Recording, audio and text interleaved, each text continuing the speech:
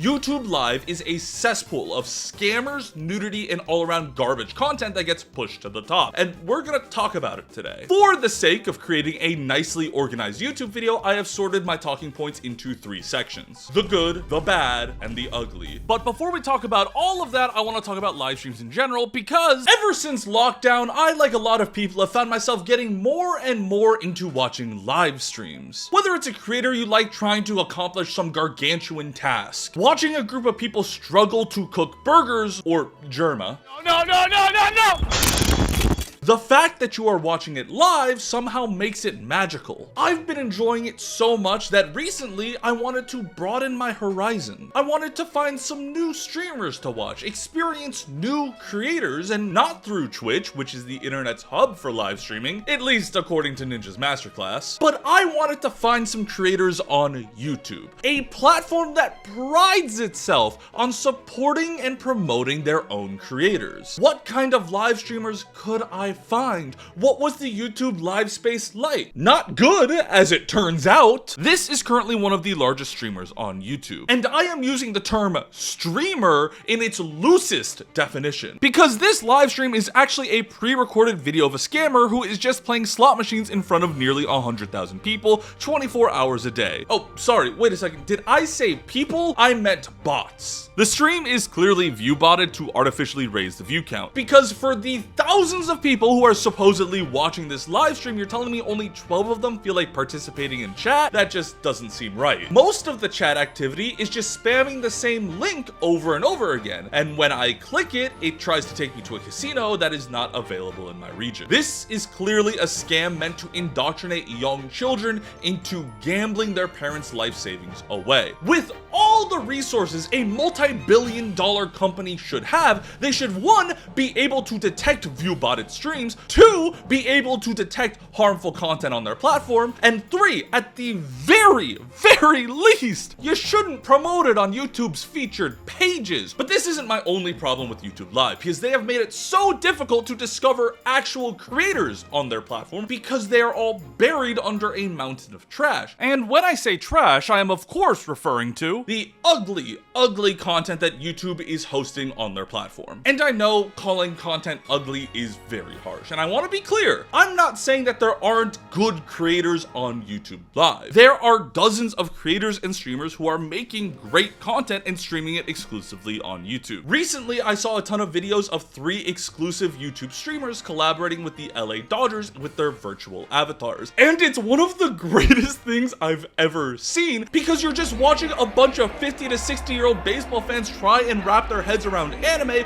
or why this little shark girl is singing "Take Me Out to the Ball Game." YouTube and live streamers are very marketable. There is money to be made, and it's a great industry to invest in. So you'd think with all the potential in that space, they might want to clean up some of the content on their platform. Outside of the gambling stream I already talked about, there are plenty of scams that take place on YouTube Live. Another very common stream scam that I've seen take place on YouTube Live is when they impersonate an actual creator, such as Monzi, a Russian professional esports player. These live streams just play the actual creator's old Twitch streams, viewbot them to raise awareness, and then they claim you'll get free prizes if you just click on this link in the chat. Spoilers! You won't! They're just trying to steal information and money from minors. But it's not just scam content that I think is a problem. I think YouTube Live and the way it actually works actively encourages bad content, or at the very least lazy content. It kind of seems like the most successful live content is actually just 24-hour marathons of videos. I'm sure we've all seen these, whether it's just 24 hours of television episodes or the same Cocomelon video put on repeat. I'm not saying these types of streams should be banned, but I'm saying they should be treated differently than actual live streamers and creators, because putting them into the same category just muddles everything up and makes it harder to discover new people. And speaking of annoying, can we talk about vertical live streaming? No shade to any vertical live creators, but the whole point of vertical content is that it's very easy to swipe away the minute you lose interest or get bored. It's why vertical content thrives in very short videos. It's much simpler to be entertaining for 30 seconds straight than it is is to be for 10 or 20 minutes straight. And it's even harder to do in the case of live streams for hours upon hours with no lulls and excitement. Now, traditional live streams compensate for these lulls and excitement by being live and having a ton of people to talk to, but with vertical live streams, it's easier than ever to swipe away the minute you lose interest. There is a clear disconnect between content and medium. So when you're trying to create a vertical live stream, you're trying to create hours and hours of content where people never lose interest or swipe away, and that is a gargantuan task. It's almost as difficult as when you recommend a show to someone, but they heard a bad review or something like a year ago, and now they're convinced that the show is bad and not for them, even though you know them and you've seen the show and you know that they would like the show.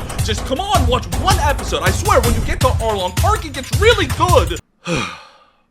The key to vertical live streaming is that the creators need to find a way to prevent people from swiping away. And the easiest way to do that is with giveaways. You have a timer on screen and promise your viewers that as long as they spam the chat and like and subscribe, they will be entered for a chance to win, and then you find every reason you can to delay the raffle even longer. It's essentially like the Fortnite or Zoomer version of edging. Since there will be a huge spike in the chat and people sticking around to see if they win the prize, this increases both engagement and retention, so the YouTube Shorts algorithm will continually show your stream to a bunch of people who are swiping. And I want to be very clear that once again, this content isn't problematic, it's more just annoying. It's content that isn't meant to be entertaining, it's meant to play to an algorithm. However, the worst part of YouTube live streaming, something that actively is problematic and harmful, is the absolute neglect of the YouTube homepage. Now, I didn't manage to get a video of this myself, but about a week ago, the YouTube homepage essentially flashed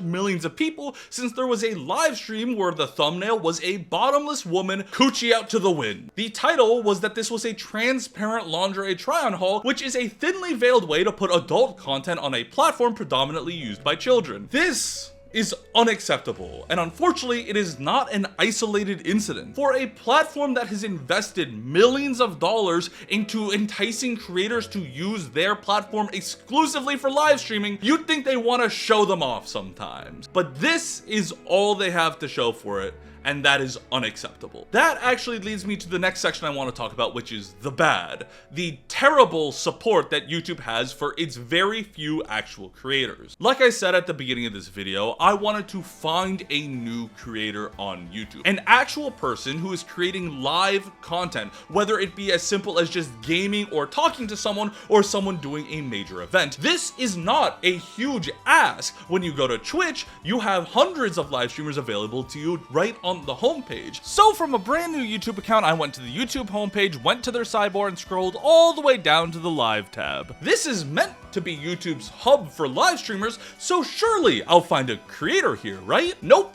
That would be too easy. The first section I saw was featured live streams with a single link under it to a stream that had ended 10 hours ago. Cool. That's not live, and it's not a creator either, it's just a concert. And some of you may be thinking that I just needed to click view all to see the rest of the featured streams, but no, it leads me to a page with the single link to the ended live stream under it. Why does that even exist? Okay, well, what if we scroll down to the Live Now tab? These are actual live streams. Oh, and there's our botted gambling stream. But surely, there are 3 other featured streams. What are they? The first link just led me to a constant loading screen, and not to be pessimistic, but something tells me that 120,000 people were not actually watching this for 12 hours. I think it's safe to assume this is just another view-botted scam that broke. The second link is for Lo-Fi Hip Hop Radio, and once again, I don't think there's anything wrong with this, but it's not what I'm looking for. I'm looking for an actual live stream creator, not a radio channel. And as much as I enjoy music for dogs and 24-hour a box fan on black screen, I think it should be given its own section on YouTube so it's differentiated. The last suggested Live Now link is just for NBC News, so no, none of the featured streams or Live Now links were to actual creators. Let's continue to scroll down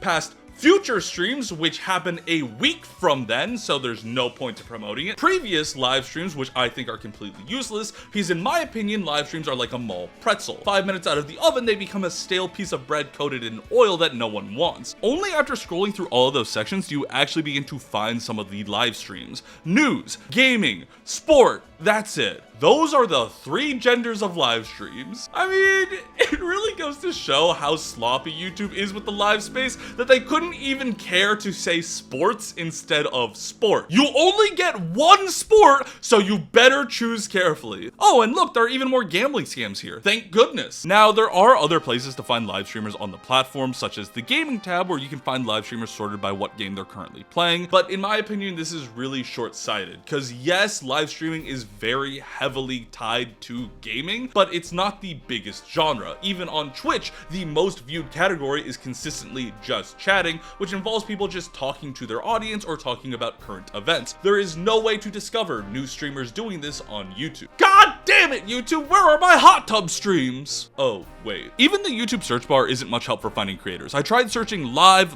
stream, and live streamer from a new account, and all I got was live news coverage, clips, or animal cams. You'd think that if YouTube wasn't going to try and moderate the actual live stream content that is hosted on their platform, the least they could do is promote the people making actual good content. But I can't even sort streams by the amount of viewers they currently have. YouTube Live has such little support for its creators that some streamers like Ludwig Ogren have taken it upon themselves to actively improve the platform with tools like Truffle, which when both a streamer and viewer have this downloaded, it adds simple features such as automatically updating thumbnails or just improving the overall UI of the website. You know, things that other live stream platforms have had for years. And while that's awesome, it shouldn't be on individual creators to fix YouTube's platform for them. They are a multi-billion-dollar company with tons of resources who easily could have added any of the features Truffle has over the 2 years it's been out, but they haven't. And this brings me to the last section I want to talk about, the good, also known as what YouTube Live could do better to actually be a good platform. Now, I'm not a business mogul. I've never had experience running a multi-billion-dollar social media platform, but if the past couple years have taught us anything, that is not a requirement for actively changing a platform. So hey, Jonathan YouTube, let me offer up an idea of how to make YouTube Live better instantly. The most obvious change YouTube Live needs to make to its platform, outside of better moderation to get rid of harmful content, is to give live streams their own tab. Live streams need their own section of the platform to thrive. Currently, YouTube treats live streams just like another genre of video, which is inherently wrong. They are different forms of media in the same way that TV shows and movies are able to tell different stories. They are similar, but different. YouTube does not seem to understand this and promotes live streams the same way it promotes videos. Another example is the actual YouTube subscription page, where it puts live streams right next to videos. This creates a lot of clutter because not only do I have currently live streamers, I also have VODs and scheduled streams, which makes the subscription page near unusable and just cluttered. It's a very sloppy, unorganized system versus just giving live streams their own tab. If I want to find a streamer who is currently live, that should be available to me at the click of a button instead of having to click on multiple pages and scroll through garbage. Building on this, YouTube needs to better sort its live streams, and I'm not just talking about different categories, adding more than just news, gaming, and sport, but I also think YouTube itself needs to better define what a live stream is, because 24-hour video content and radio stations should not be considered live streams. Those should both be sorted into YouTube TV and YouTube Music respectively. It doesn't make sense to group this in with actual streamers and creators. I don't think these small changes are asking for very much, especially since other platforms like TikTok have added this years ago. TikTok Live has been around far less than YouTube, so there's really no excuse to not have this functionality. Now, I know I've been very pessimistic in this video, but I want to end on a very positive note, that I do like YouTube, and I like watching live streams on YouTube. So more than anything, I want YouTube Live to be good. I want to be able to find new creators that I adore, and I want YouTube to be a space where live stream creators can create good content on YouTube that they're proud of and that they enjoy, that don't just have to play to an algorithm. I believe that the people at YouTube also want this, they just haven't for reasons that elude me. I hope that they invest in their platform, and I hope it gets better, and if a YouTube Live tab is added, I myself will do a hot tub stream. Have a nice damn rest of y'all's day.